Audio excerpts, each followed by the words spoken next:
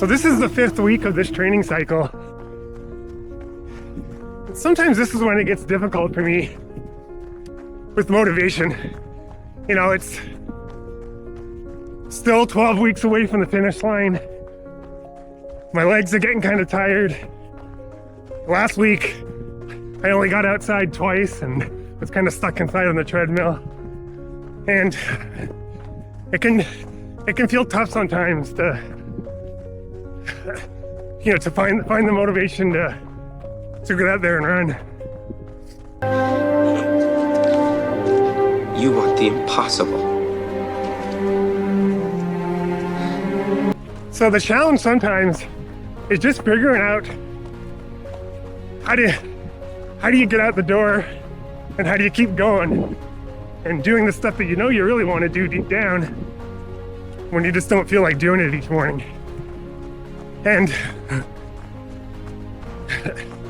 I found that during the times when I'm really motivated, those are the times when I set up the systems and the habits. This is Kramer up, and it's a good morning. Well, I tell you, I need something to snuggle with. 28 degrees. It's cold out there. Well, we deserve it. We've been getting away with murder for the last...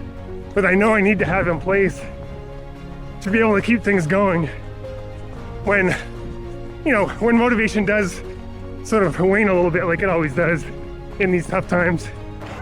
Oh, I'm going to die. I'm so tired. Everything hurts. Running is impossible.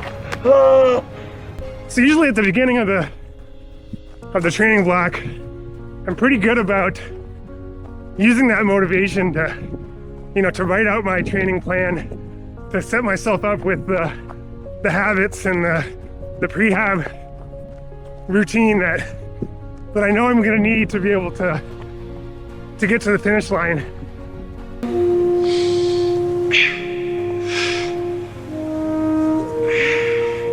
It's difficult to come back from a run and to want to do some of that stuff, and it sort of just needs to become part of my daily routine. A couple of years ago, I read this book. It's pretty popular, Atomic Habits by James Clear, and it just reinforced a lot of the stuff that I recognized was working for me, you know, and then added on a few other ideas and gave them a bit more context. And, you know, I sort of think of my morning routine, you know, without running. You know, I'll take a shower. After I shower, I brush my teeth, and there's not really any decision, am I gonna brush my teeth today? It's just part of the habit, part of the routine. And for me, this is what has been successful with my running routine. It just needs to be part of the daily habit. And, you know, and he calls this habit stacking, which is just adding on something additional to something that you just routinely do anyways. Usually the running, I didn't need to get too much more motivation to do, at least the easy days. I like going for runs. It's the other stuff where I needed to apply some of these principles of habit stacking, where I just tied it to part of my routine. So, you know, and get up in the morning, have my coffee, check up on the news, and then next step is I do my prehab routine, and now that's just an established routine. And so when there's something new I need to add to it, I just add on a little micro task onto that existing habit, which never feels like it's that big of a deal. And then go to my run, and then when I'm done with my run, I stack on top of that another habit of doing a little bit of strength or prehab work after the easy runs. I don't usually do that after my hard days. I usually wipe down and give myself just a chance to relax. But I found this has been really effective as a way to, you know, just to force myself to do the stuff that I know I really want to do. It's just hard to do when you're not feeling particularly motivated on that given day. And so when I'm asked, how do I keep motivated, through a whole training block and do it a year after year, I really don't. I think when I'm motivated, like I said, I set up the systems and the habits, and I just create some guidelines for myself. Part of that is that I have a written plan of what my goals are. And my goals aren't, I don't mean like, I want to run 225. That's more of an outcome. The goal is, this week, I'm going to do these workouts. I'm going to do these miles. And on a daily basis, I'm going to do this routine. That's the goal. And so I have that written down so there's no ambiguity. I've got a set time and a place that I do that. So there's no real decisions of if I'm gonna do it. It's just, it's gonna get done.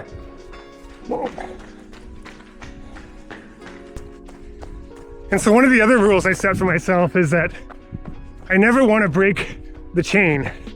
And so what I consider a broken chain is if I miss 2 days in a row. And I find that if I can keep that chain, then not only does it lead to the improved fitness, but it keeps the motivation going. You don't feel like you've lost too much as long as you don't start missing consecutive days. And I think with that comes the need to be adaptable. Injuries are gonna come along, and there's gonna be times when you can't necessarily run 2 days in a row.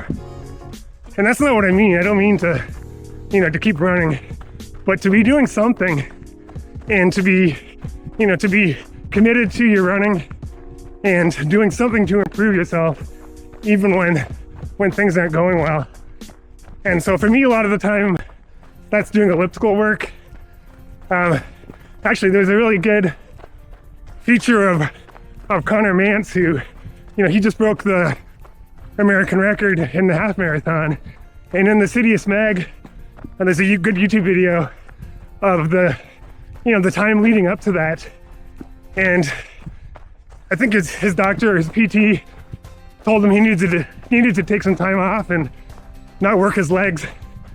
And I think this was maybe 3 weeks or so before the Houston half marathon, so right before the event. And he just showed a lot of adaptability. And there's on the video they shows him on the hand bike, not working his legs, but still getting some cardio in. And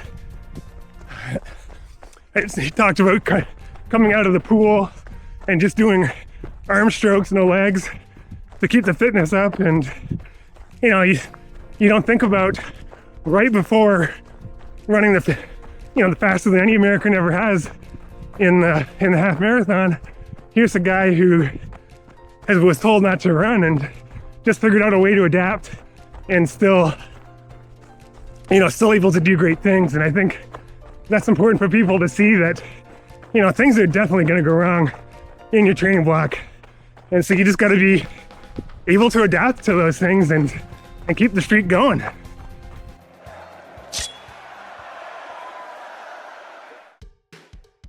I'm about 3 miles into this at marathon pace. I'm running this at 5:39 pace right now at a 1% incline. The first go is an 8-mile stretch, and then I transition right to 1 mile lactate threshold. That's 5:24 pace. I'm 8 miles in, so I just switched over to 5:24 pace for 1 mile. I am at 13 miles, and I'm gonna do one last surge at 5:24 pace for 1 mile, and then finish up for 2 more miles at marathon pace. I'm gonna go through the half marathon at 1:13:46. Late in the workout, when I finish a surge, pretty tough because I'm expecting it to be easy because I'm done. But I'm gonna have to go back to marathon pace, which is still pretty tough, especially when you're stuck in range from lactate threshold work. So these take a lot of concentration for me. All right, that's 16. That was tough. My left baby toe was starting to cramp up. With this being a long workout, I'm just gonna do a 1 mile cool down. It still gets me 21 miles on the day. I'm not making any records on time today. Today's Monday, and I'm doing about 7 miles out in the trail here today, and it's not bad through this section, but it's kind of a lot of ice covered with some snow. So pretty slippery, but it's a lot better than just running on the ice. The snow's pretty packed down from getting used over the weekend. So anyways, it's nice to get outside. It's a nice morning out this morning, and it gives both me and Ellie, my dog, a chance to get outside and get some fresh air. I'll probably do some strides on the treadmill when I get back home.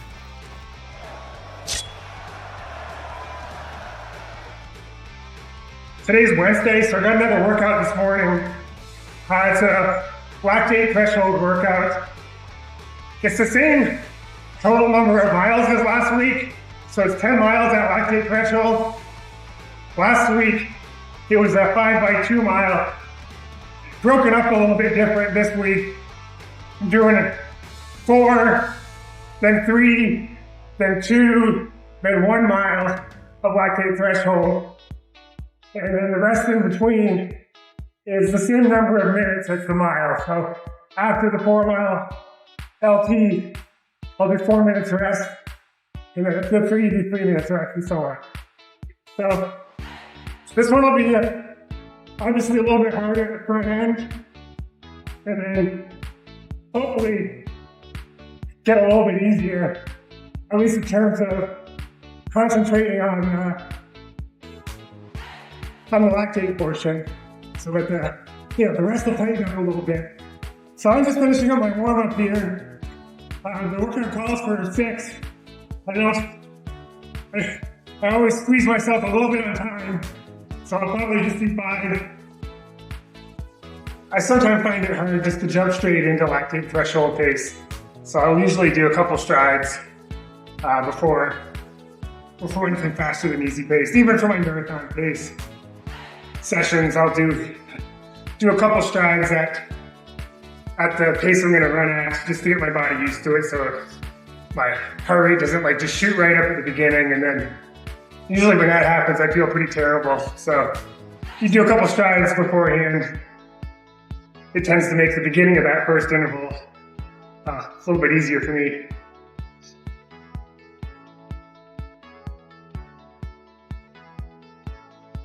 So I'm doing this lactate threshold at 5:24 mile pace. So I'm just doing some quick, basically probably like 100-meter strides at that pace.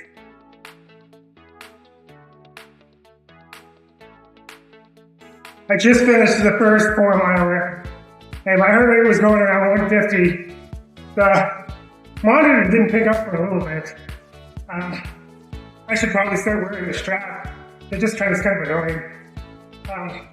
Anyways, it picked it up by the end. By the end, it was like 151, which I think is pretty realistic, and pretty happy with that.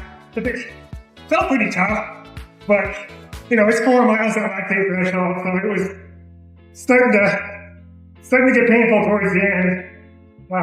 Luckily, this one is a bit shorter, so that'll be nice.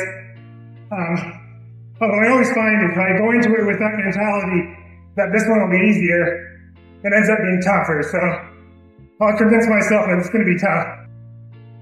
All right, that's the 4 miler and the 3 miler done. So definitely over the tougher stuff. Heart rate stayed around 150 there, so that seems to be kind of where it's sticking. I'm guessing it'll stay the same for these last two. 3 minutes rest here, then I get a 2 miler, 1 miler, and then just do a quick cool down.